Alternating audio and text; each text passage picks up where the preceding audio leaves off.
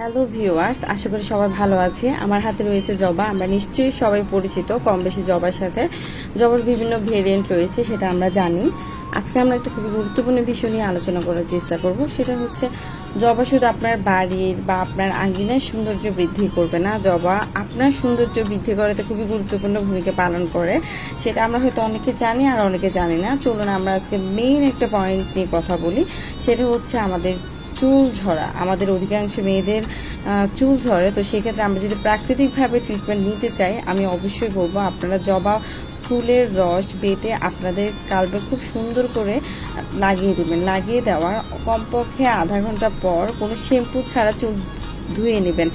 এতে আশা করি আপনি এক মাস ইউজ করলে আপনি বুঝতে পারবেন যে আপনার চুলের কতটা ইমপ্রুভ হয়েছে।